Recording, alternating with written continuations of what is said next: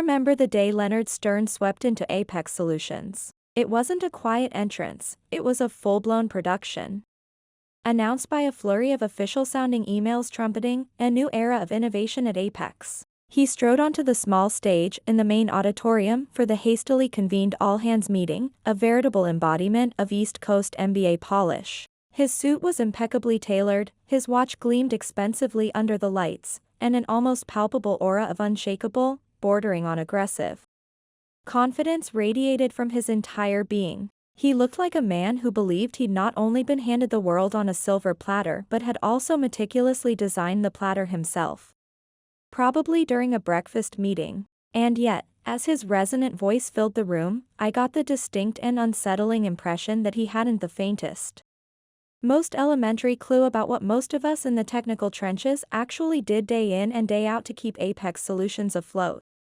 Let alone innovating. "You can call me Leonard," he began, his voice as smooth and practiced as a seasoned news anchor's.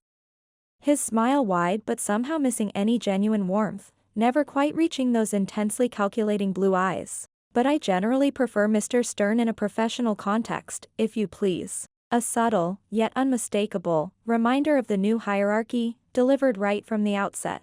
"I am here," he declared, his gaze sweeping across the assembled employees, "to drive Apex Solutions relentlessly forward. To forge us into an entity that is lean, agile, fast, and hyper-efficient." His favorite buzzwords, already familiar from the introductory emails, hung heavy in the air, echoing slightly in the suddenly too quiet room. "We are embarking on a groundbreaking initiative, which I've christened the Catalyst Initiative." He paused, letting the self-important name sink in. "And together," he continued, his voice rising with an almost evangelical fervor, "we are going to achieve unprecedented levels of success. Starting this very moment." A beat of deeply uncomfortable silence followed his grand pronouncement, finally broken by a scattered wave of polite, almost hesitant applause, the kind you hear when people are confused but feel an obligation to respond. I remained silent, my arms crossed tightly over my chest, a familiar knot of apprehension tightening in my stomach. I'd dedicated 7 strenuous, challenging, and often rewarding years of my professional life to Apex Solutions. I had navigated its complex corridors from a somewhat wide-eyed junior coder, fresh out of a solid Midwestern state university, a degree earned on a hard-won scholarship I'd worked my tail off for, to my current role as Senior Manager of Advanced Technology Development. I felt, a testament to what hard work and genuine talent could achieve, even in a field still largely dominated by men. At 38, I felt I was just hitting my stride. I'd seen 2 previous CEOs come and go before Mr. Stern's dramatic arrival, weathered countless internal restructurings, and even played a key role in surviving a near-disastrous hostile acquisition attempt a few years back. I thought I knew the corporate playbook, its unspoken rules and subtle power dynamics, inside and out. But Mr. Stern, he seemed to be audaciously writing a whole new, and significantly more ruthless, chapter. The first few weeks under his autocratic reign were a carefully orchestrated whirlwind of what he termed disruptive positive change. Our familiar, genuinely productive weekly project review meetings were unceremoniously scrapped, replaced by mandatory, and excessively long Catalyst Initiative meetings. These were endless, mind-numbing sessions filled with impenetrable business jargon, slick but substance-free PowerPoint slides, and a pervasive feeling that we were in a marketing pitch rather than a strategic planning session. By the end of his second week, 3 well-respected, highly competent mid-level managers were abruptly gone. 2 of them had been dismissed with curt, impersonal emails, a chilling testament to the new regime's efficiency. A palpable sense of unease, a cold dread, began to spread through the normally bustling office floors. Then, he began to publicly champion significant, and in my expert opinion, ill-advised changes to our core product, the Helios core system. He would frequently misrepresent its complex architecture and future operational needs during those interminable Catalyst meetings, often to the visible discomfort of my team. My Helios, the system I had poured my intellect, my passion, and countless late nights into for the better part of 3 incredibly intense years. It was born out of the ashes of a previous leadership blunder that had nearly driven Apex Solutions into bankruptcy. I hadn't just designed its new, resilient back-end infrastructure, making it incredibly streamlined, robustly secure, and eminently scalable. More importantly, I had conceived and personally developed its core encryption algorithm, the very intelligent heart that powered Helios. It was an algorithm so unique, so groundbreaking, that Mr. Michael Owen, our previous, much respected, and deeply humane CEO, had personally, and quite firmly, insisted I patent it under my own name. Allison, he'd said to me one afternoon, in his calm, book-lined office that always felt like a haven of sensible discussion and mutual respect.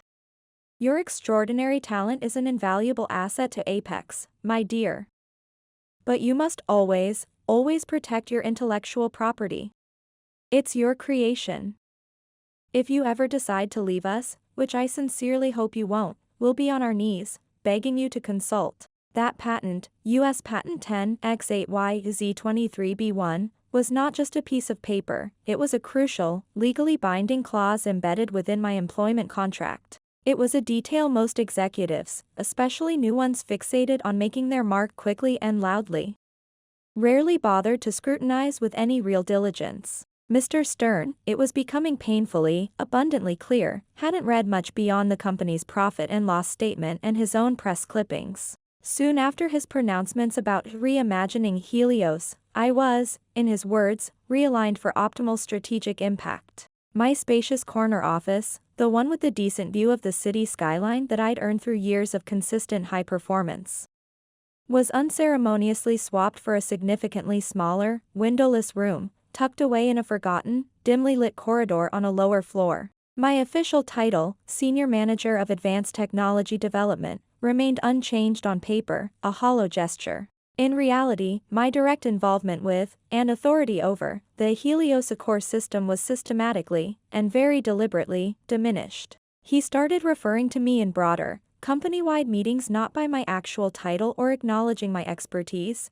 but vaguely, dismissively, as one of our senior tech people. It was a subtle, yet painfully effective, calculated erosion of my professional standing and hard-won authority. He'd pointedly avoid eye contact during the Catalyst meetings if I attempted to speak or offer a counter-opinion based on my deep technical knowledge. He would interrupt me mid-sentence if I persisted, often with a condescending remark about staying aligned with the new vision. Then, in the same meeting, he would lavish effusive praise on a junior engineer, often for an idea that was a significantly watered-down, poorly understood version of a strategic proposal I'd meticulously presented weeks, or even months, earlier. It was a classic, if utterly infuriating and deeply demeaning, power play: first demean, then discredit, and finally, dismiss. I maintained my outward composure, of course. Years spent navigating the often challenging, male-dominated landscape of the tech world had taught me the paramount importance of that. I am, by nature and by training, a calm, logical, and analytical person.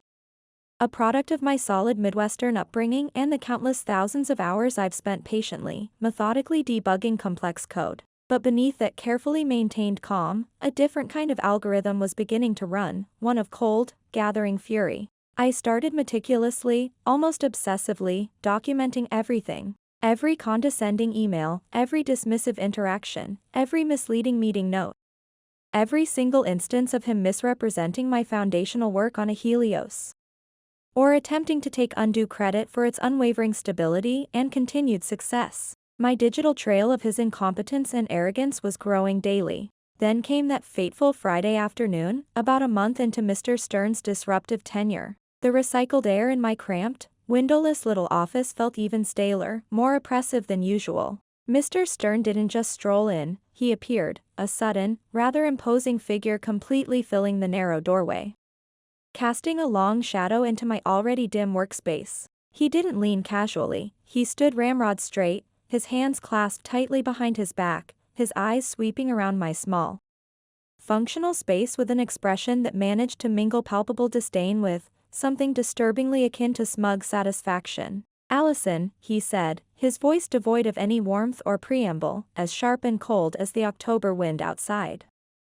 "A moment of your time." I gestured, perhaps a little too stiffly, towards the single, decidedly uncomfortable visitor's chair pushed against the wall. "Mr. Stern. Please." He ignored the chair, his critical gaze instead sweeping over my dual monitors, which were currently displaying some rather complex schematics for a personal side project, an innovative cybersecurity protocol I often tinkered with during my weekends.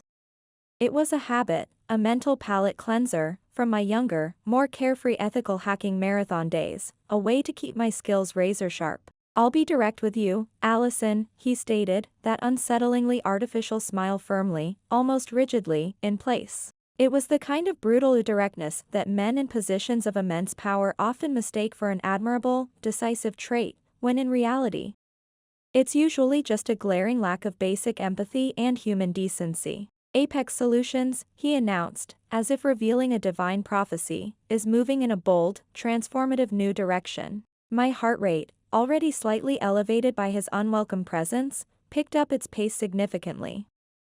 A cold, heavy premonition began to settle in the pit of my stomach. "Your contributions to the company in the past, well, they are noted," he conceded, accompanying the lukewarm acknowledgement with a dismissive, almost imperceptible wave of his perfectly manicured hand. "However," he continued, his voice dropping slightly, adopting a confidential, almost conspiratorial tone, as if he were sharing a profound, albeit unpalatable, universal truth, "your particular skill set, your, shall we say, established approach to problem solving, it frankly belongs to a previous, less dynamic era of Apex." I kept my expression carefully neutral, my hands clasped loosely in my lap, my gaze steady on his. I resolved that I wouldn't give him the satisfaction of seeing me flustered, or worse, visibly upset. "Frankly, Allison," he delivered the line with a surgeon's precision, "your technology, the very systems you champion, are, in essence, legacy." There it was. The carefully chosen, deeply insulting barb, specifically designed to sting far more than a simple, straightforward "you're fired." It was an attack on my professional identity. "We," he declared, his chest puffing out almost imperceptibly, "are looking resolutely towards the future. A future," he added, his eyes gleaming with self-importance, "that requires a fundamentally different kind of vision. A radically different operational pace." I simply raised a single eyebrow, a silent, eloquent question hanging in the air between us. "What I'm trying to say, Allison," he went on, a flicker of barely concealed impatience now evident in his eyes at my continued, unnerving silence, "is that as part of our ongoing, essential organizational restructuring, your current position as Senior Manager of Advanced Technology Development has been identified as, regrettably redundant." He paused, perhaps expecting a reaction, an outburst. He received none. "You will, of course, receive the official notification and all relevant paperwork from Human Resources shortly," he continued, his voice regaining its brisk, impersonal efficiency. "Your last day of employment with Apex Solutions will be the end of next week. There's a standard severance package, naturally," he added quickly, as if it were a magnanimous, generous afterthought on his part, rather than a legal obligation. "HR will walk you through all the necessary details and exit procedures." It was also incredibly clinical, so perfectly rehearsed, a scene lifted directly from a badly written, cliché-ridden corporate takedown drama. For a fleeting, terrifying moment, a wave of hysterical laughter threatened to bubble up from deep within me. I ruthlessly suppressed it. Instead, I leaned back slightly in my government-issue office chair, a cheap, uncomfortable model that creaked protesting under even the slightest movement, and I looked at him. I mean, I really looked at him. The sheer, unadulterated arrogance. The utter, unshakable self-assurance. The complete, and frankly, terrifying, total ignorance. He had absolutely no idea, did he? Not the slightest, faintest clue. No inkling whatsoever of the personal patent I held, U.S. Patent 10X8YZ23B1. On the core encryption algorithm that was the very lifeblood of a Helios. No concept, no understanding, of what that meticulously worded, legally binding clause in my employment contract, the one dear Mr. Owen had so wisely encouraged me to include and helped me craft, actually signified for Apex Solutions. Continued, legal, and uninterrupted use of its flagship, revenue-generating system. No earthly clue that without my explicit, formal, written consent for the rapidly upcoming license renewal, a significant mission-critical portion of Apex's entire operational infrastructure would simply grind to a screeching, catastrophic halt. But I didn't voice a single one of those potent, game-changing thoughts. Not yet. I allowed a small, exquisitely calm, entirely polite, and very deliberate smile to touch my lips. "Understood, Mr. Stern," I said, my voice remarkably even, betraying none of the turmoil roiling beneath the surface.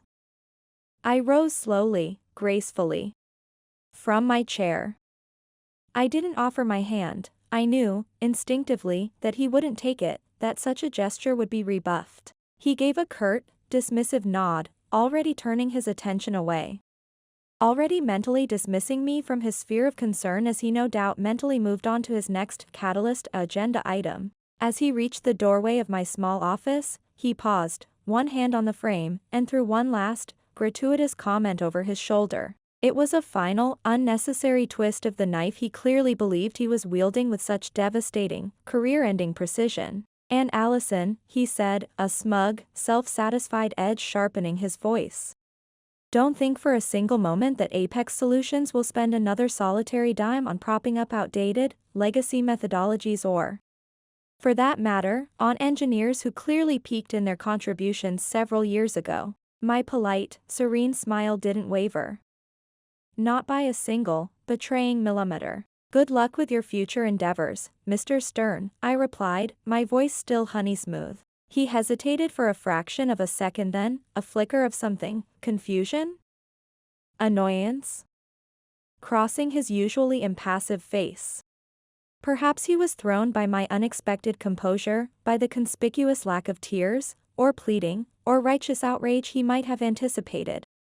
Even hoped for. Then, he was gone, the door clicking softly shut behind him, leaving me alone in the sudden, profound silence. Once that door clicked shut, sealing my fate, or so he thought, I let out a long, slow breath I hadn't even realized I was holding with such force. My hands, I noticed with a detached sort of interest, were trembling slightly, not from fear, or sadness, or even shock, but from a powerful, visceral surge of pure, unadulterated adrenaline. A warrior's surge. I began, methodically, to pack the few genuinely personal items that had made this sterile little office even remotely mine.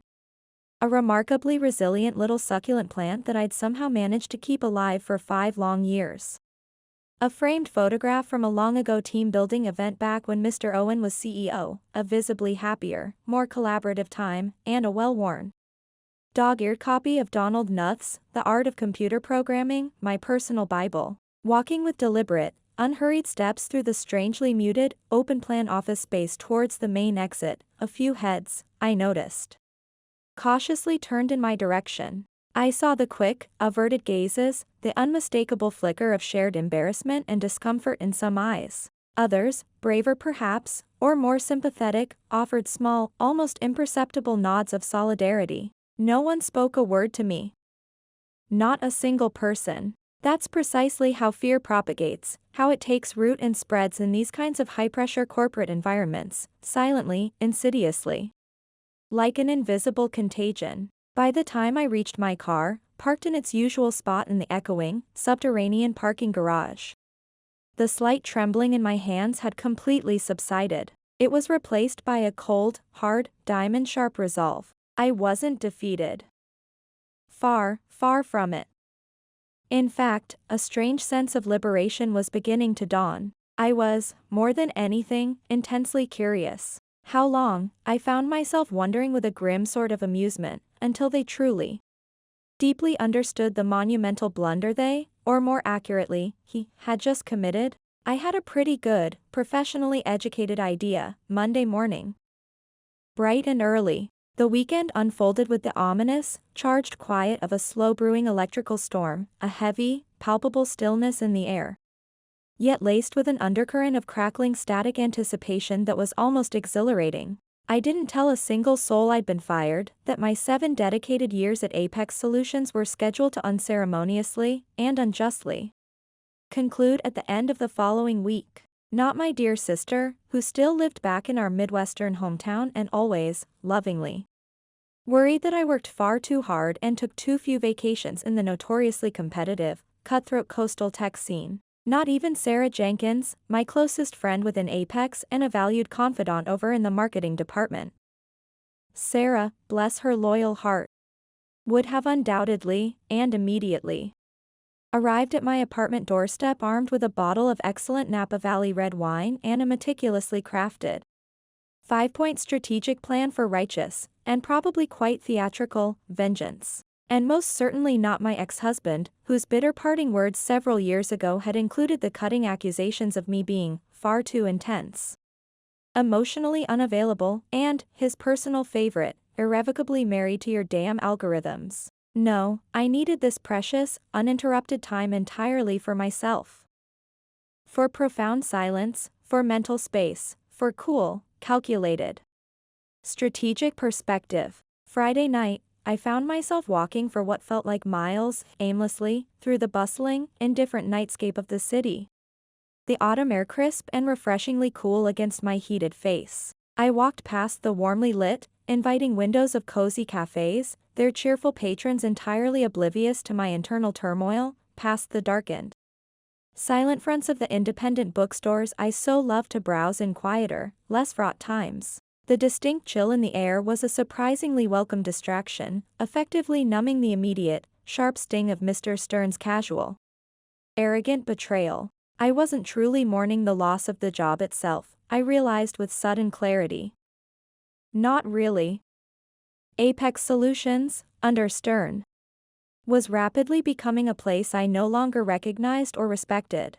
I was mourning the blatant, insulting injustice of it all. I was mourning the sheer, breathtaking, almost willful ignorance of a man like Leonard Stern. The unmitigated audacity, the gall, of someone who likely couldn't differentiate a sophisticated multi-threaded compiler from a common coffee machine, yet felt supremely entitled to stride into a complex organization, contemptuously dismiss years of my dedicated, highly skilled, and demonstrably successful labor, the very foundational architecture of their flagship, revenue-generating product, and then callously label me and my innovative work as a legacy and a redundant.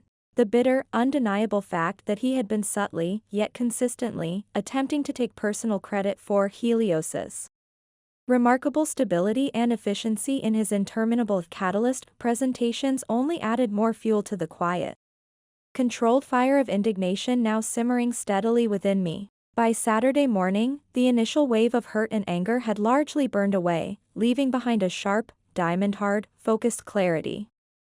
I was ready. More than ready. From the fireproof safe in my study where I kept my most important, irreplaceable personal and professional documents, I retrieved the slim, unassuming folder. There it was, all present and correct, in pristine, unequivocal black and white, United States Patent Number 10, X8YZ23B1, for the unique, proprietary encryption algorithm that was the secure, beating heart of the entire Helios core system. A patent registered solely, and indisputably, in my name, Allison Miller, inventor. And nestled securely alongside it, the meticulously drafted, ironclad licensing agreement with Apex Solutions. An agreement, I recalled with a pang of gratitude, that had been carefully brokered with the wise counsel and strong support of Mr. Owen. It granted Apex Solutions exclusive use of my patented technology, an agreement that was, crucially, and as Mr. Stern was about to discover to his profound cost, due for mandatory renewal. And not just any perfunctory, rubber-stamped renewal, the contract explicitly, and unambiguously, stated that any extension, any update, or any significant scaling of its use required my direct, personal, formal, written consent and signature. It was absolutely, unequivocally, not an automatic process. The renewal date, clearly stipulated, the fast-approaching Monday. A small, almost soundless, rather grim laugh escaped my lips. It wasn't a laugh of amusement, not in the slightest.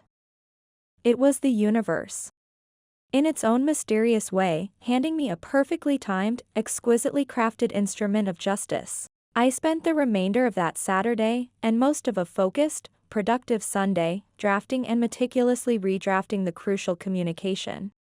ensuring every single word was precise, impeccably professional, and, above all, legally unassailable. Then, late on Sunday night, well after the stroke of midnight when the sprawling city outside my window was finally hushed and largely asleep, I logged into my secure personal email account. With steady hands, I addressed the carefully composed email to Mr. David Walker, the long-serving, highly respected head of the legal department at Apex Solutions. I then deliberately CC'd Mr. Leonard Stern, ensuring he would be simultaneously appraised. And, for an added measure of historical context and quiet leverage, I also included the personal email address of a recently retired, but highly influential, senior technical advisor, a distinguished gentleman who had been a close contemporary and trusted colleague of Mr. Owen, and who knew the intricate history and true authorship of the Helios system intimately. The subject line was deliberately simple, concise, and professional: Helios Core System, License Agreement Renewal and Terms Negotiation. The body of the email was equally calm, measured, and strictly factual. There was no hint of drama, no trace of personal bitterness or recrimination. It was a straightforward, professional communication, formally reminding Apex Solutions that their current licensing agreement for the core encryption technology underpinning the entirety of the Helios system was contractually set to expire at precisely 12 a.m. that very Monday. Less than 24 hours away. It clearly stated my willingness, as the sole patent holder, to enter into discussions regarding terms for a new, mutually agreeable licensing agreement. It also politely, but firmly, pointed out that any continued, unlicensed use of the Helios system beyond the stated expiration point would, most regrettably, constitute a clear and actionable breach of United States intellectual property law. A breach, I subtly implied, that could potentially lead to significant legal, operational, and indeed, financial consequences for Apex Solutions. I signed it formally, with my full name and credentials: Allison Miller, inventor, core encryption algorithm, Helios System US Patent 10X8YZ23B1. My finger hovered over the send button for a moment, a deep breath, then a decisive click. Sent. Then, I closed my laptop, a strange, profound sense of calm washing over me, displacing the tension that had been my constant companion for weeks. The dice, as they say, were irrevocably thrown. Without a second thought, I changed into my running gear, laced up my sneakers, and headed out for a long, cathartic, pre-dawn run through the deserted, silent city streets. The rhythmic, steady slap of my running shoes on the cold pavement was a soothing counterpoint to the corporate storm I knew, with absolute certainty, was about to break over Apex Solutions. The tightly wound tension began to bleed from my body with every passing mile, replaced by a focused, almost serene, anticipation. I didn't have to wait very long for the first, predictable ripples of concern to reach me. By late Sunday afternoon, as I was calmly sipping tea and reviewing my meticulously prepared notes for the inevitable, and likely contentious, conversations to come, my personal phone, usually blissfully quiet on weekends, began to light up with an uncharacteristic frequency. First, a missed call from an unknown Apex Solutions internal extension, likely someone from HR, I surmised, no doubt wanting to clarify the precise terms of my upcoming, and now rather complicated, redundancy. Then, a voicemail from a discernibly flustered-sounding junior lawyer in Mr. Walker's legal department. Ms. Miller, good afternoon. This is John Atherton from the legal team at Apex. We received your email. Mr. Walker has asked if you could please contact him at your earliest possible convenience to discuss an urgent matter regarding a prior contractual agreement. His voice was laced with an anxiety that was almost palpable, even through the tinny speaker of my phone. And then, as the evening deepened and shadows lengthened across my living room floor, a direct email from Mr. Leonard Stern himself. The subject line, typed in all capital letters, fairly screamed with urgency: urgent, critical misunderstanding, Helios contractual obligations. His message, when I opened it, was a veritable masterpiece of barely concealed, rapidly escalating panic. Allison, it began, abruptly dispensing with the formal Ms. Miller he had so consistently, and condescendingly, favored in all previous interactions. I believe there has been a significant, and frankly, quite alarming, miscommunication regarding the Helios system licensing. This is clearly an internal administrative oversight, perhaps a clerical error, that unfortunately needs immediate and decisive rectification. I would like to speak with you directly, first thing tomorrow morning, to clear the air and resolve this unfortunate situation amicably and swiftly, before it causes any undue impact to our critical business operations on Monday. Please call my direct private line at your earliest opportunity. Stern. There it was. The first, undeniable crack in his carefully constructed, arrogant facade. The dawning, sickening realization of the precipice he stood upon. I read his frantic email twice, slowly, a small, grim, almost predatory smile playing on my lips. I didn't respond. Not a word. Let them sweat. Let them experience a truly uncomfortable, anxiety-ridden Sunday night, wondering with growing dread exactly what fresh hell Monday morning would bring. Let them scramble frantically through their corporate files, their legal databases, desperately trying to understand the full depth and disastrous implications of the chasm Mr. Stern had so casually, so contemptuously opened up beneath their feet. By the time Monday morning officially arrived, ushering in a gray, overcast dawn, I had already been awake and alert for several hours. Coffee brewed to perfection, a healthy, protein-rich breakfast consumed, my trusty laptop open and waiting on my small kitchen table.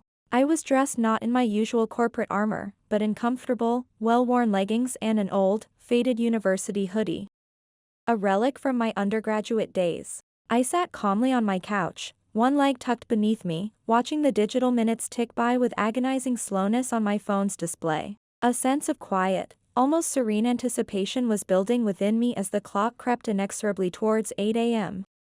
The official start of the Apex Solutions workday. At precisely 8:07 a.m., my personal email inbox, the one I had strategically used for my Sunday night missive, began to chime with a sudden, rapid-fire succession of automated system alerts. These were being urgently forwarded from various internal Apex Solutions technical mailing lists I was, apparently, and somewhat amusingly, still subscribed to. Critical system error. Helios core system backend authentication protocol failed. Urgent operational alert, all client-facing portals experiencing total, unrecoverable outage. Immediate action required. Core corporate database inaccessible due to critical encryption key validation failure. The cascade of notifications was relentless. Then, a direct, increasingly frantic email from Mr. Stern, its subject line a string of exclamation points. Allison, for God's sake, call me immediately.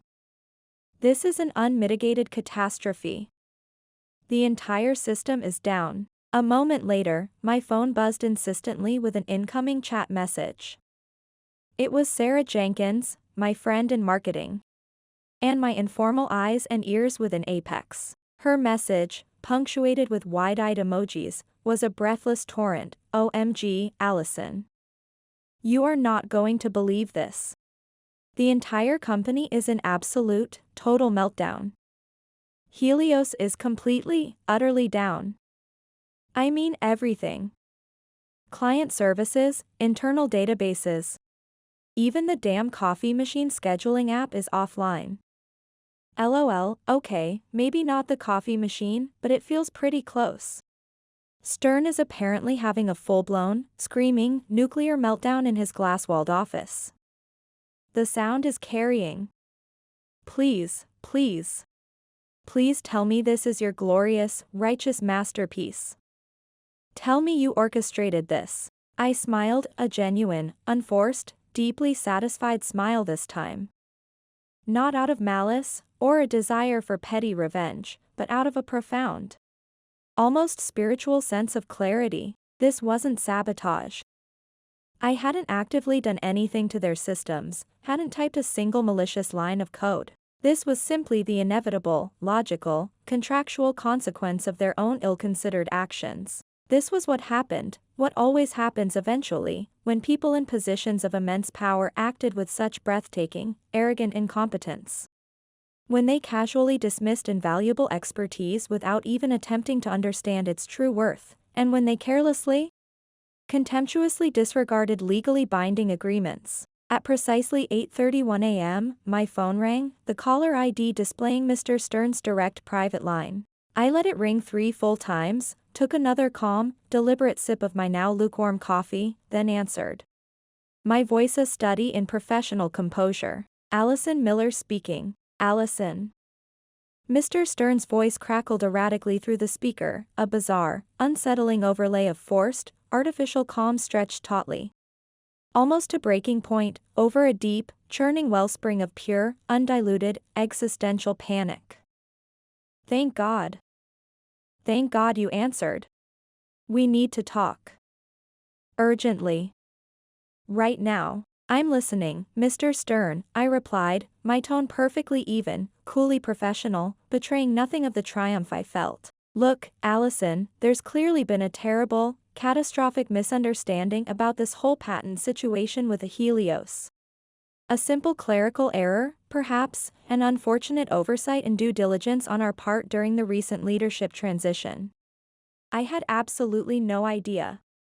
His voice trailed off, the hastily constructed excuse sounding flimsy, unconvincing, even to his own desperate ears. Let's just get you back into the office immediately, he rushed on, his words tumbling over each other in his haste. We can sort this whole mess out, reinstate your position, full authority, whatever it takes, Allison, whatever it takes to get Helios back online. We are hemorrhaging money and credibility by the second. I cut him off, gently but with unmistakable firmness. I appreciate the sentiment, Mr. Stern, and I am certainly happy to talk. My voice was calm, reasonable. But, to be perfectly clear, we won't be discussing my old job, or indeed, any job for me at Apex Solutions, for that matter. What we will be discussing, I continued, pausing deliberately for maximum effect, letting the weight of my words sink in, is the urgent matter of the licensing of my patented encryption algorithm, United States Patent Number 10X8YZ23B1. And we will be discussing it with me acting in the capacity of an external consultant and as the sole, undisputed patent holder. Silence. A thick, stunned, almost unbreathable silence hummed ominously down the line.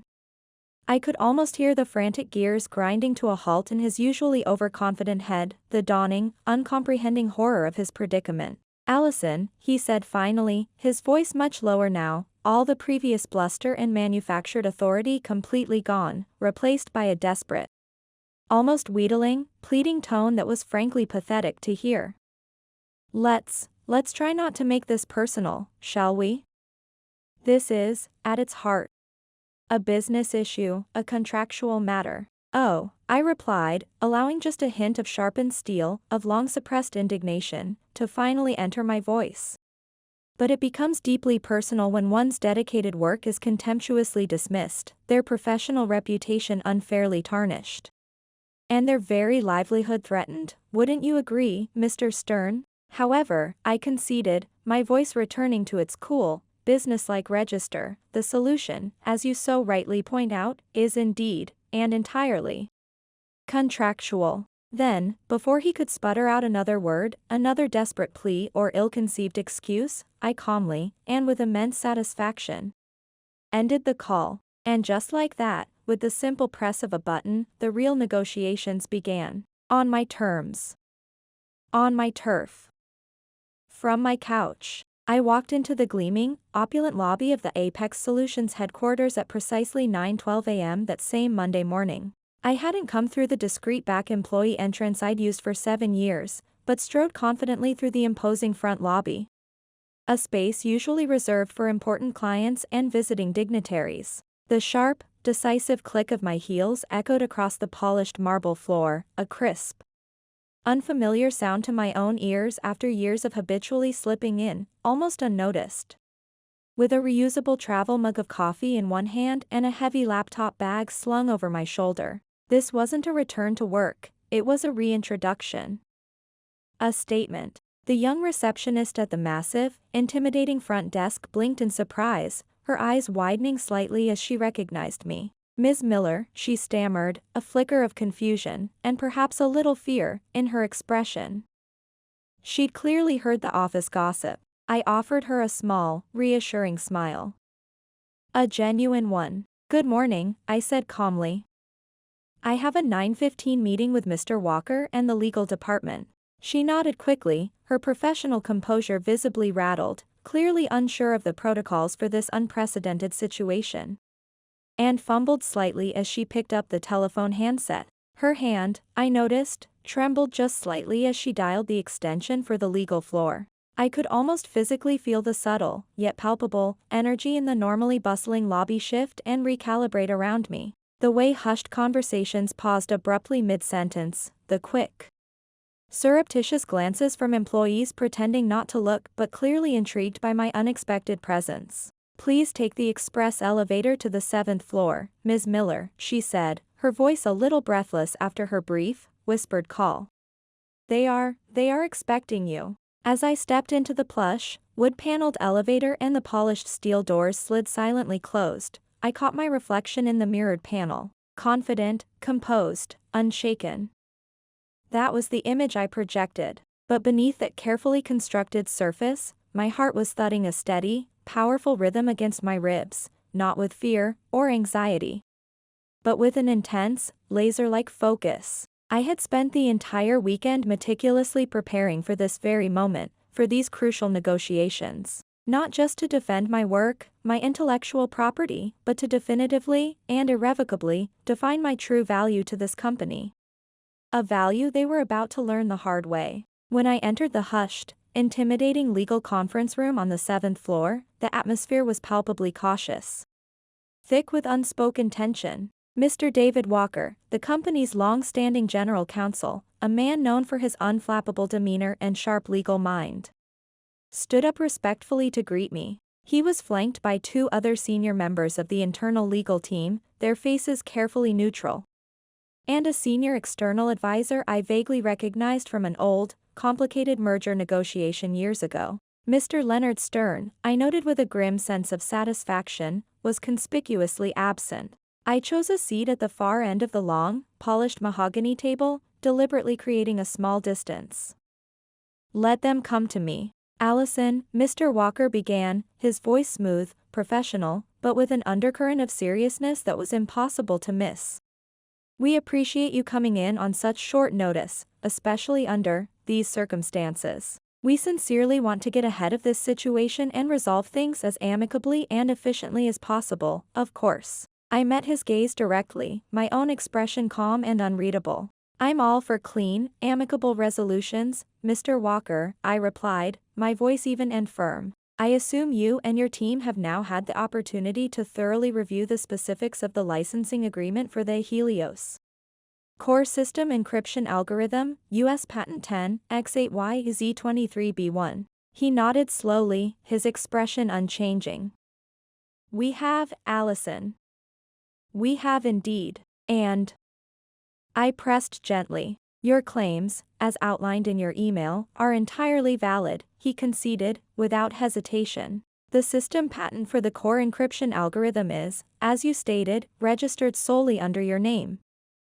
And, per the terms of the executed agreement, continued use of this patented technology by Apex Solutions without your explicit renewed consent does indeed constitute a clear violation of intellectual property rights. And the renewal date, as you correctly pointed out, expired at midnight last night, as stipulated in the contract. There was a heavy pause, the silence in the room almost deafening.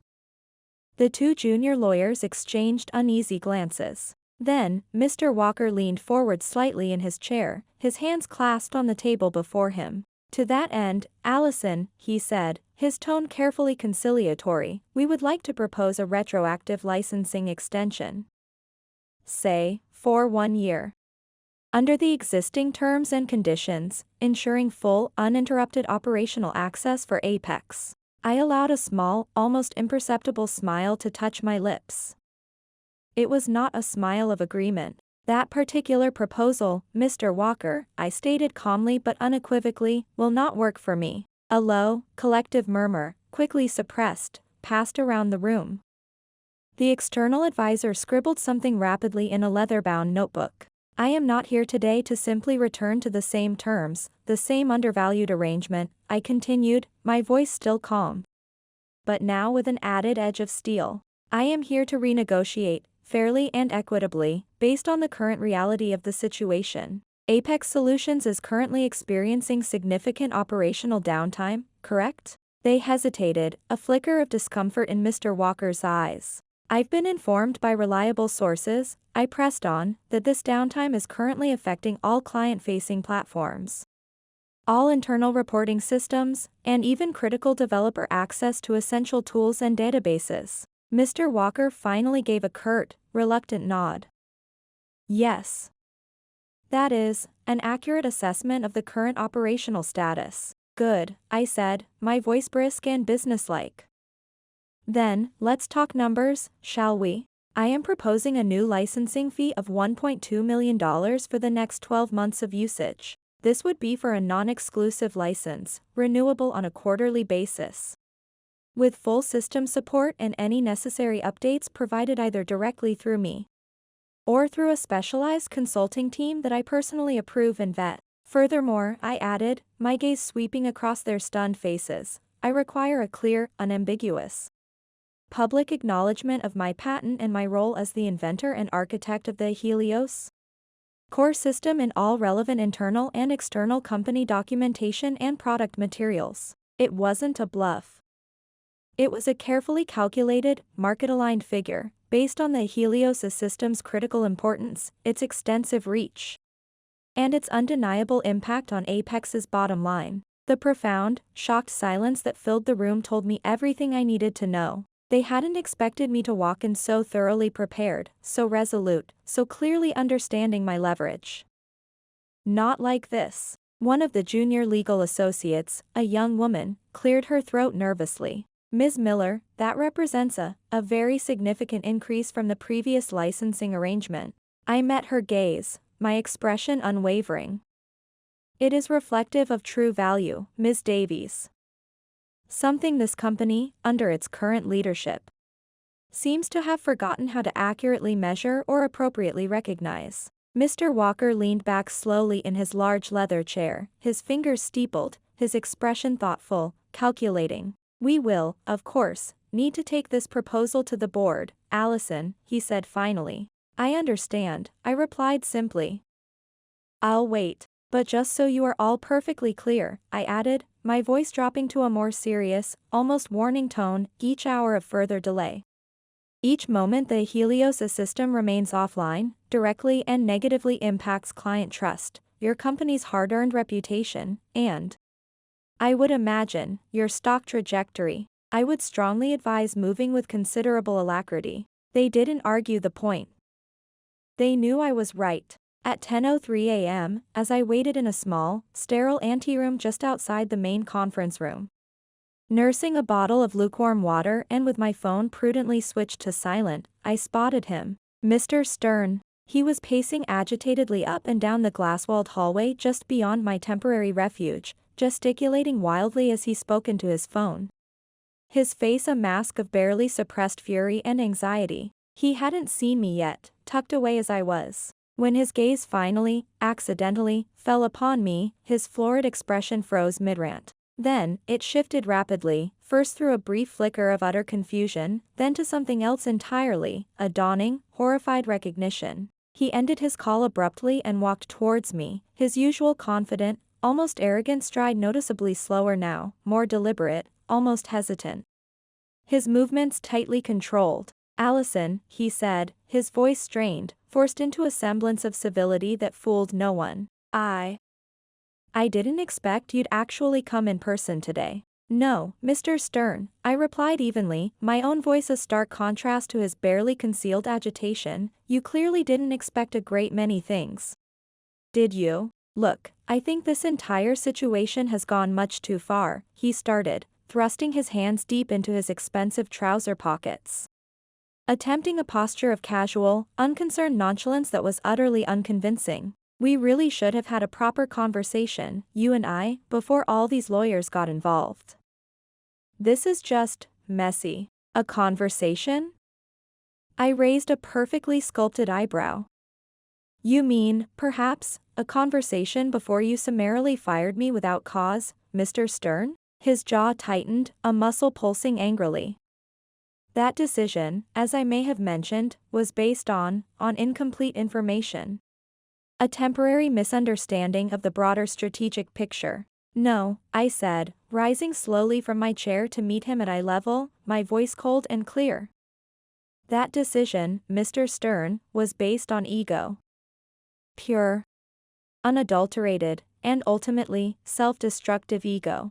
And now, I added, letting the words hang in the air between us, you, and Apex Solutions are dealing with the entirely predictable consequences of that ego. He opened his mouth, a retort, an excuse, perhaps another desperate plea forming on his lips, but I didn't give him the chance to utter it. I'm not angry, Mr. Stern, I stated, and it was the truth. The anger had burned itself out, replaced by something far more potent, resolve. I'm simply, and completely, done with being underestimated, undervalued, and dismissed. I have, as you might imagine, meticulously documented everything, the patent details, the precise licensing terms. Your rather insulting email firing me without any semblance of due process or just cause. I am not here to argue with you, Mr. Stern.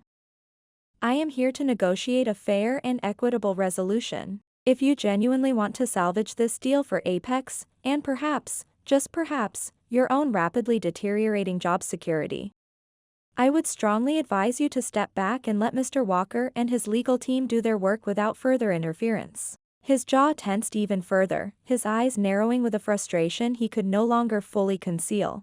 I walked past him without another word, heading back towards the main conference room, leaving him standing there, momentarily speechless. Oh, and Mr. Stern, I said, pausing at the doorway and turning to look back at him over my shoulder. Good luck. That word again, luck. Something I had learned long ago never to rely on.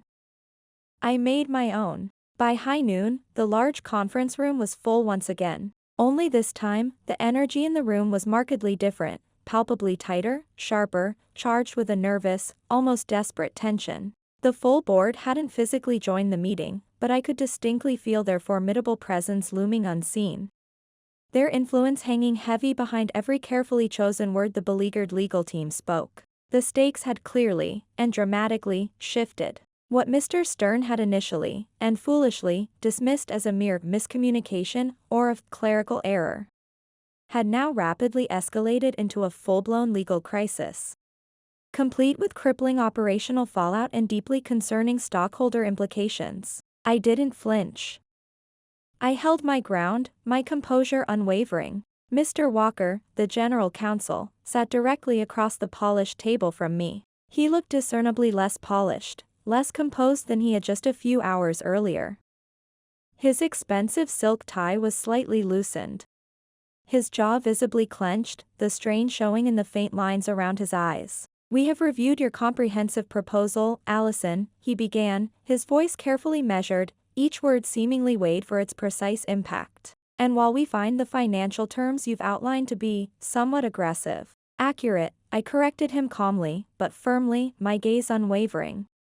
The terms are an accurate reflection of the value provided and the current leverage, Mr. Walker. He paused, then gave a slow, almost imperceptible nod of acknowledgement. Accurate, he conceded, his voice tight. Very well.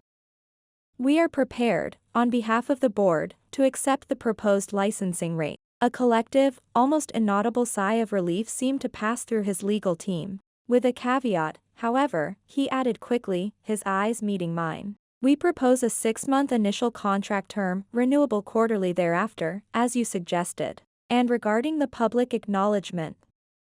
He hesitated, choosing his words with extreme care, we would much prefer to phrase it more broadly. Perhaps as a valued technical collaboration and contribution, rather than a direct, full patent credit to an individual. I leaned forward slowly, deliberately, resting my forearms on the cool, smooth surface of the table. No. My response was quiet, but absolute. Mr. Walker's eyebrows lifted in surprise. Excuse me, Allison? I said no, Mr. Walker, I reiterated, my voice hardening slightly.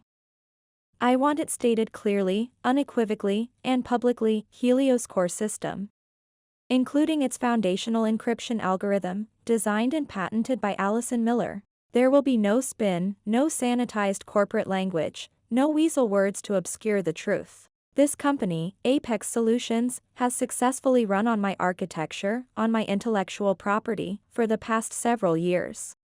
And every single one of you, including the board and the stockholders, has benefited immensely from its stability and innovation. I am not, I stated with finality, my eyes locking onto his, walking away from this nameless, my contributions erased. Just so Mr. Stern can attempt to save face after his egregious blunder. The room stilled, the silence almost painfully absolute. Even the quiet hum of the HVAC system seemed to fade. The legal associate to Mr. Walker's left glanced down at her meticulously organized notes but didn't dare to speak. The senior external advisor, who had been mostly silent, scribbled something furiously in his notebook again, his expression unreadable. Mr. Walker slowly, deliberately, adjusted his glasses on the bridge of his nose. We will need to take that specific point back to the board for further deliberation, Allison, he said finally, his voice strained. Do that, I replied, standing up and calmly gathering my slim folder of notes. And while you're at it, Mr. Walker, I added, my tone turning significantly more serious. I would strongly advise you to also recommend complete and utter transparency in all your communications regarding this matter. The Securities and Exchange Commission, as you are undoubtedly aware, does not take kindly to unreported material licensing conflicts that directly and severely impact core system functionality and, consequently, a publicly traded company's operational stability and revenue streams. That landed like a well-aimed hammer blow. I saw the color drain slightly from Mr. Walker's face. Because that, I knew, was the high-stakes game no one in the corporate world ever likes to admit playing in public, how a single critical systems failure, especially one stemming directly from the misuse or unlicensed use of intellectual property, can catastrophically shake investor confidence, trigger invasive and costly audits, or, in a worst-case scenario, even lead to devastating delisting threats from the stock exchange. I knew their playbook, their pressure points, far better than they ever thought I did. And now, finally, I had my own. And it was a winning hand. As I walked out of the tense atmosphere of the conference room and into the relative calm of the corridor, I spotted Sarah Jenkins again. My loyal friend. This time, she was hovering anxiously in a quiet corner near the elevator bank, pretending to be engrossed in her phone but clearly waiting for me. She gave me a look that was an intriguing, almost comical, mixture of half shock, half unrestrained admiration. They're actually calling you the firewall upstairs in some of the executive suites, she whispered conspiratorially, a wide, mischievous grin spreading across her face. I allowed myself a faint, weary smile. It felt good to have an ally. Well, Sarah, I replied dryly, I suppose that's marginally better than being called a redundant or a legacy. She laughed, a genuine, unrestrained sound that momentarily lightened the oppressive mood. Then, her expression sobered, and she lowered her voice. Listen, Allison, people are talking. A lot. Mr. Stern is apparently in full, frantic spin mode. He's been telling the board members it was all just a terrible misunderstanding. A simple communication breakdown. He's even trying to claim that you never properly disclosed the impending licensing expiration to the relevant parties. That's a blatant, demonstrable lie, I said calmly, my voice steady, betraying none of the fresh surge of anger his duplicity sparked. But let him talk, Sarah. Let him spin his desperate tales. The truth, I added, with a certainty that came from deep within, doesn't need to shout to be heard. It has a power all its own. Sarah leaned a little closer, her eyes bright with a mixture of excitement and concern. Everyone who matters, Allison, everyone saw the distribution list on your Sunday night email. You CC'd Mr. Walker and legal well before the deadline. You even CC'd Stern himself. There's a clear, undeniable paper trail everywhere.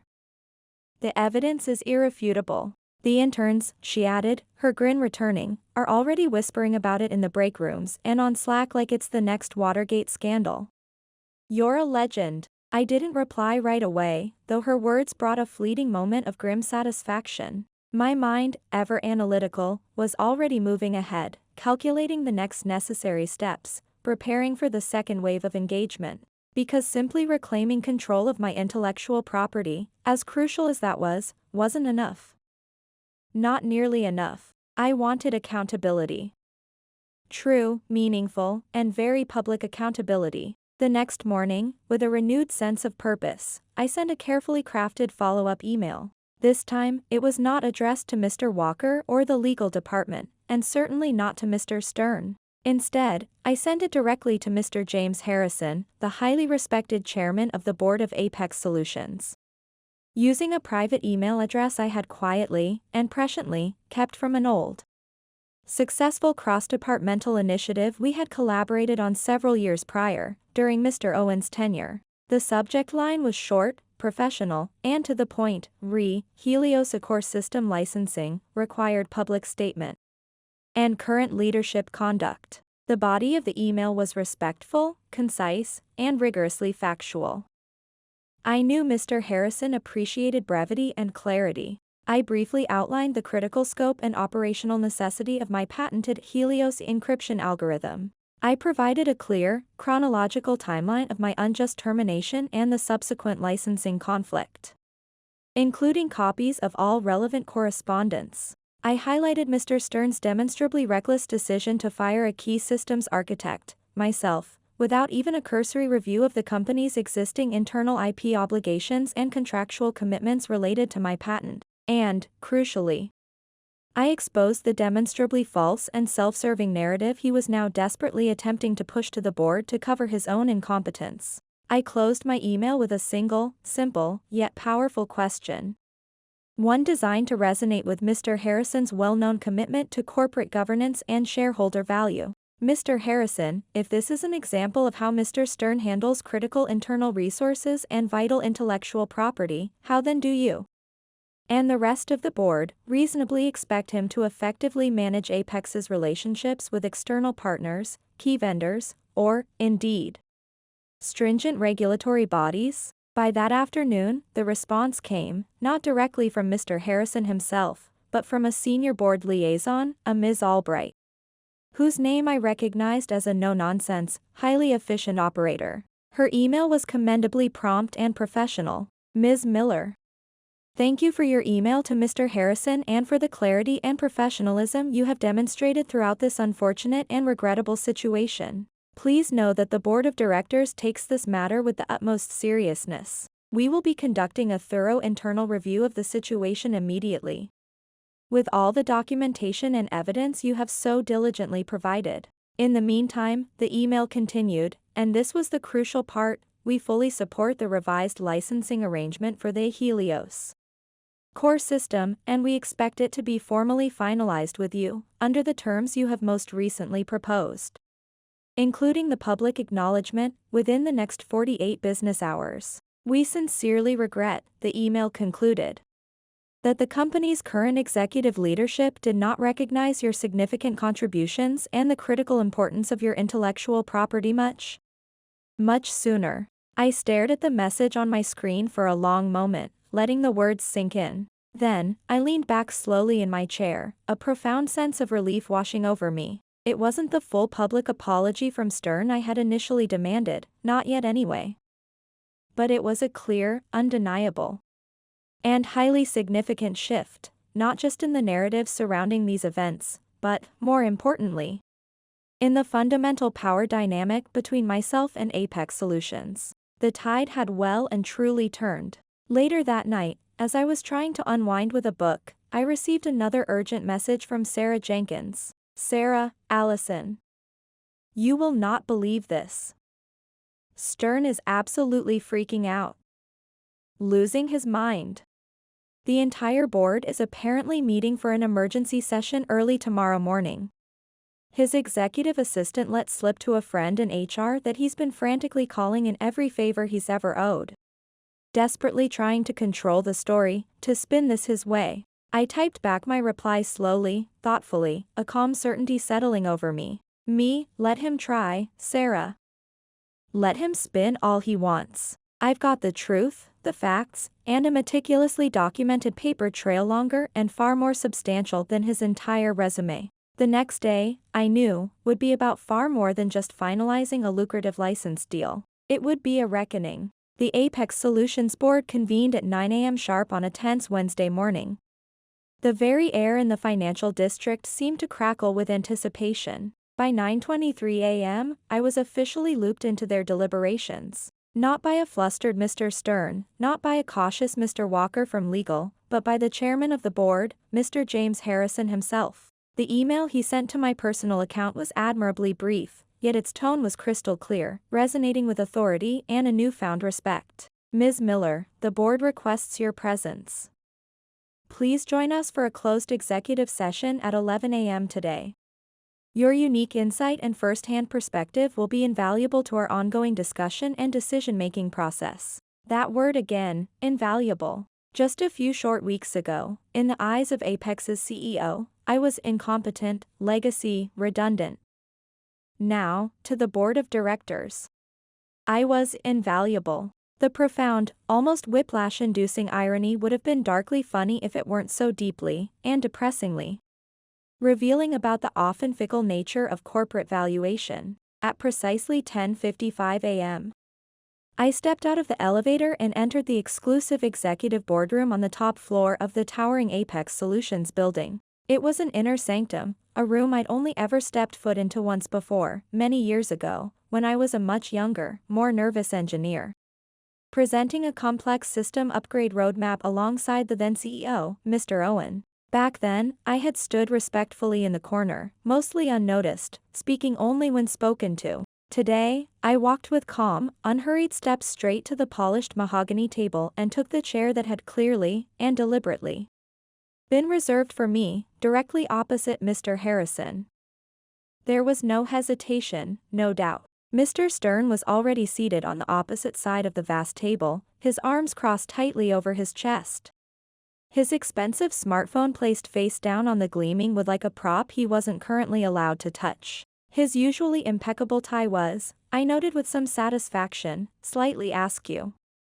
His forced, rehearsed smile was firmly in place, but the deep, hunted worry lurking in his eyes, that, I knew, wasn't staged in the slightest. Mr. Harrison, a man who exuded quiet authority and gravitas, opened the formal session with the requisite procedural formalities, then turned his direct, intelligent gaze to me. Allison, he said, his voice calm and even, thank you for joining us on such short notice. We sincerely appreciate your willingness to participate. We have, as a board, thoroughly reviewed the terms of the proposed licensing agreement and all the supporting documentation you so helpfully provided. Before we deliberate further amongst ourselves, we would like to hear your perspective on these recent events, briefly, in your own words. I inclined my head in a nod of acknowledgement. Of course, Mr. Harrison. I'd be happy to. I stood, unfolded the single sheet of notes I had prepared, but I didn't read from them. Instead, I looked each board member around that imposing table directly in the eye, one by one, ensuring I made a connection. True leadership, I began, my voice clear and steady, resonating in the suddenly silent room, is not, and should never be, about exerting absolute control. It's about fostering clarity. It's about possessing a deep, fundamental understanding of the complex systems, both technical and human, that power your company from the ground up. When a new executive, any executive, enters a complex, established system they do not yet fully understand, they are typically faced with two primary choices. They can choose to listen, to learn, to engage with humility. Or, they can choose to bulldoze, to impose their will without regard for existing structures or expertise. Mr. Stern, I stated, my gaze flicking briefly towards him, chose the latter path. He shifted uncomfortably in his chair, a flush rising on his neck, but he didn't dare interrupt me. Not here. Not now. He publicly called my contributions, and by extension my professional integrity, into question. He then fired me without any semblance of a formal review, without any due process, based on his own uninformed and arrogant assumptions. And then, I continued, my voice gaining strength, he willfully ignored the critical legal and operational implications of the very infrastructure. My infrastructure that he and this entire company relied upon to keep its operations running smoothly and profitably. What's arguably worse, Mr. Harrison, gentlemen, I said, my gaze sweeping the room again, is that he only even began to pretend to listen. To acknowledge a problem after a catastrophic failure. After the servers went dark, after your systems crashed, and after you're angry. Frustrated clients started calling en masse, demanding answers. I let that damning indictment sit in the air for a long, heavy moment. Everything I did at Apex Solutions, every system I designed and built, every line of code I meticulously wrote, was conceived and executed with the primary intention of protecting and strengthening this company. But no system, no matter how robust or well-designed, can ever fully protect you from the destructive forces of arrogance and willful ignorance at the leadership level. And if your chief executive officer doesn't fundamentally understand the critical architecture of your core operations, or, just as importantly, doesn't recognize or respect the intrinsic value of the dedicated people behind those systems, then you, as a company, are not just at risk legally or financially, you are at risk fundamentally, at your very core. Silence. A profound, weighty silence filled the boardroom. The board members exchanged thoughtful, serious glances. Then, one of the longest-serving board members, a stern-faced man named Mr. Davenport, leaned forward, his keen eyes fixed on me. Ms. Miller, he asked, his voice gravelly, what would you do if you were hypothetically sitting in Mr. Stern's seat today? I allowed myself a small, almost imperceptible smile. It was a fair question. With all due respect, Mr. Davenport, I replied calmly, I wouldn't be in Mr. Stern's current predicament, because I would never have made the decisions that led him here. But hypothetically, if I were CEO, I would ensure I was surrounded by a leadership team that deeply understands product, that values company culture, and that respects legal and ethical obligations implicitly. I would build a leadership model that actively champions collaboration over control, innovation over inertia, and integrity over expediency. And I most certainly, I concluded, my voice firm, wouldn't wait for a multi-million-dollar system failure and the threat of a lawsuit to start respecting the talented, hard-working people who actually keep this entire place standing and functioning every single day. There was another long, contemplative pause. The board members seemed to be absorbing my words, weighing their implications. Then, Mr. Harrison cleared his throat, bringing the focus back. Thank you, Allison, he said, his tone appreciative. That was very insightful. We appreciate your candor. You can wait in the anteroom outside while the board deliberates on this matter further. We will call you back in shortly. I stood, nodded respectfully to each of them in turn, and then, with a quiet confidence I truly felt, I left the room. The heavy oak door clicking shut behind me. Less than 10 minutes later, as I sat patiently reading on my phone, I heard them. Raised voices, emanating clearly through the thick, soundproofed wall of the boardroom. Not my voice, of course. And not Mr. Harrison's measured tones. It was Mr. Stern. He was, it appeared, completely unraveling. His voice was sharp, defensive, almost hysterical at times, as he desperately, and rather pathetically, attempted to deflect blame, to shift responsibility. He was blaming legal, blaming the CTO, even blaming HR for not flagging the patent issue sooner. That, I recognized, was his last, desperate play, try to shift the blame around so much, so fast, that it eventually, hopefully, evaporates into thin air, leaving him unscathed. But this time, in this room, with these stakes, it clearly wasn't working. At precisely 11:47 a.m., the heavy boardroom door opened, and Mr. Harrison himself stepped out, his expression somber but resolute. Allison, he said, beckoning me forward. We've concluded our session. The board would like to speak with you again now, privately, if you please. I followed him back into the now much quieter boardroom. This time, I noted with a distinct sense of vindication, Mr. Stern was gone. His chair was empty, his presence erased. Mr. Harrison sat down at the head of the table and folded his hands deliberately before him, his gaze meeting mine. Effective immediately, Allison, he stated, his voice clear and unequivocal. Mr. Leonard Stern has been placed on administrative leave from his duties as CEO of Apex Solutions, pending a formal and comprehensive review of his recent conduct and decision-making. Furthermore, he continued, we will be issuing a revised internal and external statement to all staff and relevant stakeholders within the hour, clarifying the situation regarding the Helios system and publicly and unequivocally recognizing your singular and vital contribution to Apex's core infrastructure and its swift recovery. He then slid a printed draft of the official company message across the polished table towards me. I picked it up, my hand surprisingly steady, and read the first line aloud, my voice catching just slightly with an emotion I hadn't anticipated. We, the Board of Directors of Apex Solutions, formally acknowledge Ms. Allison Miller's exceptional leadership, her groundbreaking innovation, and her critical intellectual property as being absolutely vital to Apex's past, present, and future success. It hit me then, harder than I ever would have expected. Not because I desperately needed the public recognition for my own ego, though it was certainly welcome, but because I knew, with a deep and painful certainty, just how many incredibly talented, hardworking women in the tech industry toiled tirelessly in obscurity, their vital contributions often overlooked, dismissed, or worse, appropriated by others, never receiving the credit or acknowledgement they so richly deserved. How would you like to proceed from here, Allison? Mr. Harrison asked gently, breaking into my thoughts. I've already agreed to the revised licensing terms for Helios, as you know, I said, gathering my composure. But beyond that, I would also like to formally offer my services as an external consultant to Apex, on a short-term basis. To be clear, I added quickly, I am not seeking a full-time return to employment here. What I want is autonomy.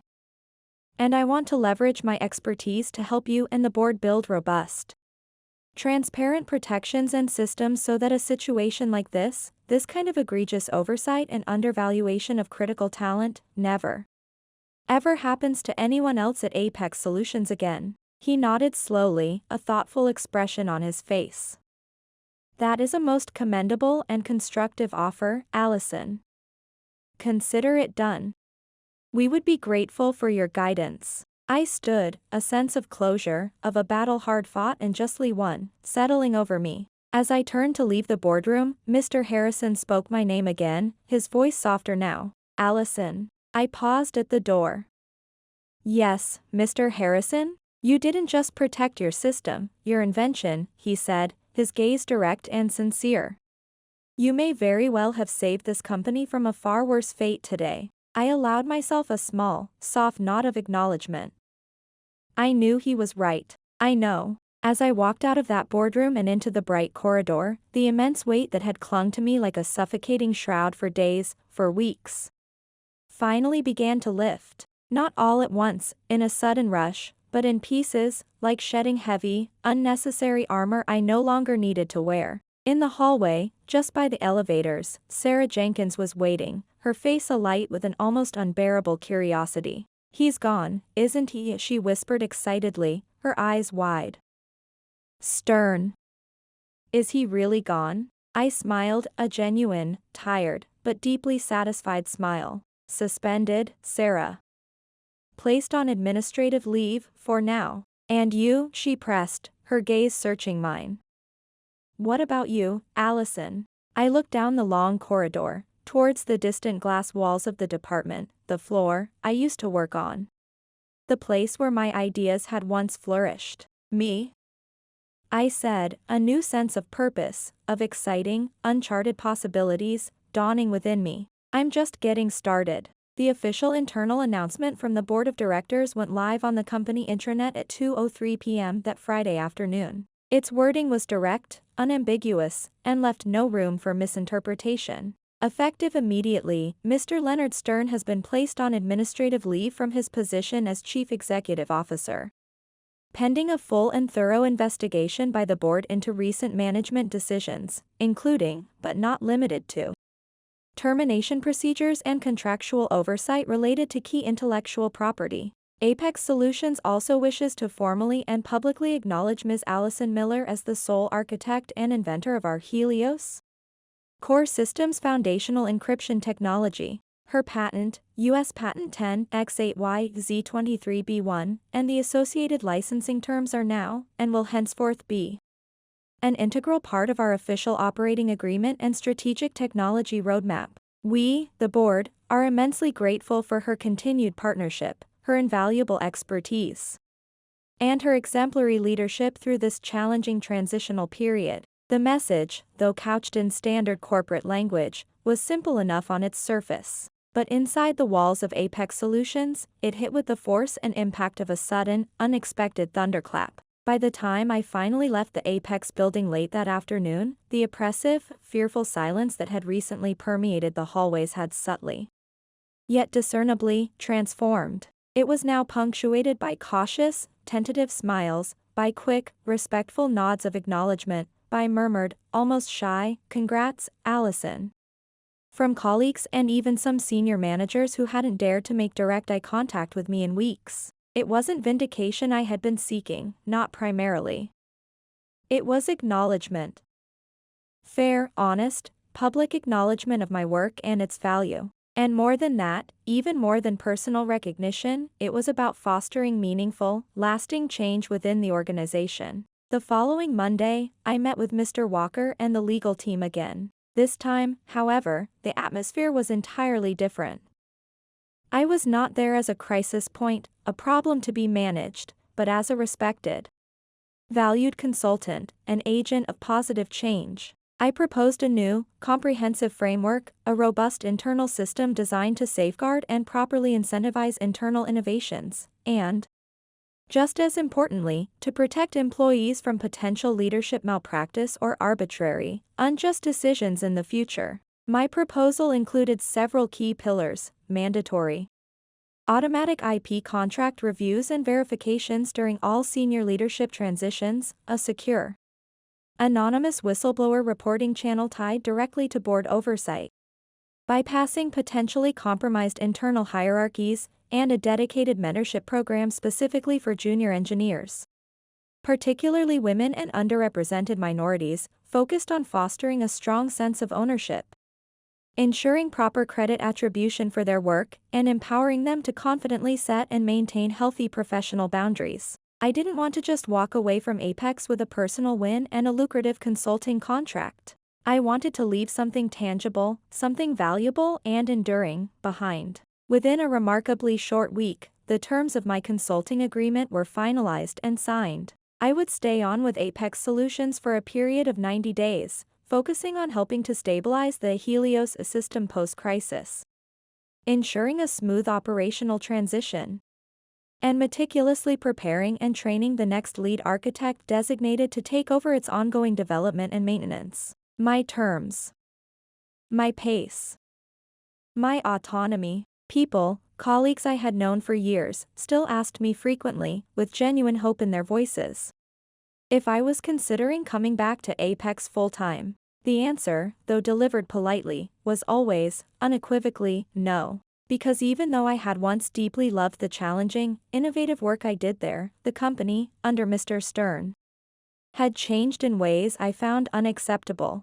And, perhaps more importantly, so had I. One crisp autumn afternoon, about 2 weeks into my new, more empowered consulting role, I stood outside the impressive Apex building after a long, productive, and refreshingly respectful meeting. I noticed a small group of young interns walking by, chatting animatedly, their faces bright with the enthusiasm of youth. One of them, a young woman with thick, intelligent glasses and a slightly nervous but eager smile, paused when she saw me standing there. "Excuse me," she said, her voice a little hesitant, "but are you Ms. Allison Miller?" I nodded, offering her a warm smile. Her face instantly lit up with genuine excitement. "Oh, wow.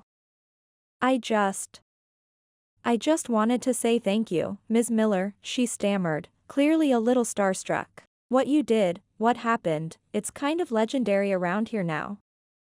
We talk about it all the time in the intern Slack channels. She added, her voice gaining confidence, you made it okay for people, especially young women in tech like me, to feel like they can speak up, to know their worth. I smiled genuinely then, a warmth spreading through me that had nothing to do with financial compensation or corporate titles. Then please, I said to her, my voice earnest, keep speaking up. Keep knowing your worth. Don't ever wait for someone else's permission to value your own contributions. She nodded emphatically, her eyes shining, and then jogged to catch up with her intern group, leaving me with a strange, unexpected, and deeply profound feeling. It wasn't pride, exactly, or even simple satisfaction. It was something deeper, more resonant, a sense of legacy. That weekend, for the first time in what felt like an eternity, I finally allowed myself to truly, fully exhale. I took an early morning train out of the bustling city, found a quiet window seat, switched off my phone completely, and just watched the world. The towns and countryside blur peacefully past my window. For the first time in many long, stressful months, my mind wasn't obsessively looping through complex strategies, contingency plans, or legal clauses. There was just silence. A blessed, restorative peace. That night, in a quiet hotel room overlooking a calm, moonlit lake, I opened my journal for the first time since this whole tumultuous saga had begun. As I wrote, trying to process the whirlwind of the preceding weeks, one particular line seemed to stand out, to resonate with a particular truth. I was never asking for power over others, I was simply, and persistently, asking for recognition of my own value, my own work.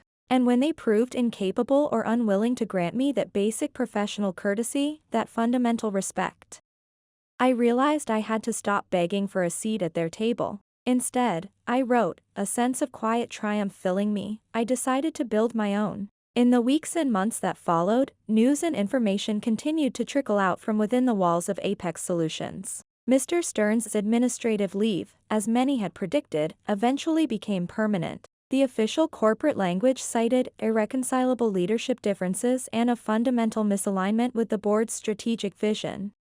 A standard, face-saving euphemism. There were hushed, persistent whispers about other, similar complaints against him. Other questionable terminations of talented individuals that had been quietly swept under the rug during his brief, chaotic tenure. Long before my own situation had forced a public reckoning, the company's internal culture, according to Sarah and other trusted contacts, began to shift, slowly but perceptibly, towards a more transparent and equitable environment. Exit interview procedures were being completely restructured to gather more honest and actionable feedback. Internal management training programs now included mandatory modules on intellectual property awareness and the ethical treatment of employees. And, for the very first time in Apex's history, clear and fair credit attribution for technical contributions was being formally baked into engineering project milestones and performance reviews. A few of the remaining senior executives, those who had perhaps been complicit in their silence during Stern's reign, predictably tried to rewrite the recent, embarrassing history. Allison Miller was always a deeply valued part of the Apex team, one vice president was quoted as saying on an industry panel. His revisionist history on full display. We've always recognized and highly valued her exceptional expertise and innovative spirit. I didn't bother to correct them publicly. I didn't need to. The people who truly mattered, the ones who had been there, knew the unvarnished truth. And, in a way, so did the code itself. The elegant, robust architecture I had painstakingly built for the Helios core system still held, stronger and more reliable than ever. And my name, Allison Miller, was finally, and rightfully, where it had always belonged, on the system itself, in the official credits. And woven inextricably into the company's ongoing story. Several months later, long after my consulting engagement with Apex had successfully concluded, I received a handwritten letter. Delivered by courier. It was from Mr. James Harrison, the former chairman of the Apex board, who had recently retired. Dear Allison, it read, his familiar, elegant script gracing the heavy cream stationery. You did more than just win a contractual dispute. You fundamentally changed how many of us at Apex, myself included, think about true leadership, about corporate responsibility, and about the profound importance of individual integrity. You did it not by fighting loudly, but by standing firm, by knowing your worth, and by speaking truth to power with quiet, unshakable dignity. Thank you, Allison, for showing us all what real authority, an authority rooted in competence and conviction, truly looks like. Sincerely, James. He'd signed his first name, a gesture of personal respect I appreciated.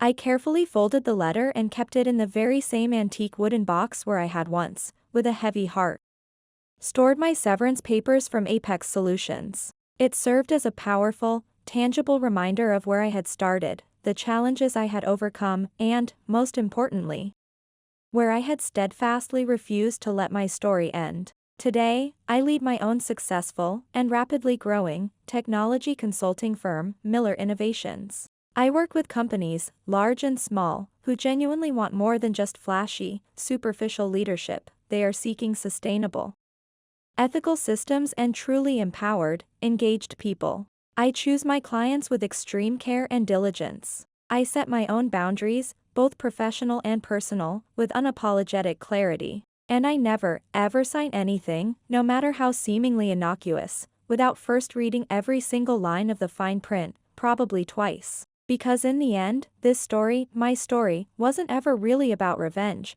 as tempting as that might have seemed at times. It was, and always will be, about fundamental human value, about professional visibility, and about the quiet, steady, resilient strength of someone who simply refused to disappear, refused to be erased, when the system, and the people within it, tried their very best to make her. So, to anyone out there, in any field, who has ever been underestimated, unfairly pushed aside, contemptuously dismissed, or unjustly labeled difficult or disruptive, for simply knowing your own true worth and daring to articulate it, here's my advice: learn the hard way, but learned well. You don't need to shout to make a lasting impact. You don't need to be aggressive to be strong. You just need to know, deep in your core, who you are, what you stand for, and what you bring to the table. And then, you must never, ever willingly hand that power, your inherent power, over to someone who clearly doesn't deserve it, doesn't respect it, or simply doesn't understand it. Because sometimes, when they try to fire you, thinking they've silenced your voice and extinguished your spark, all they've really, truly done is hand you the match and unknowingly pointed you towards the fuse.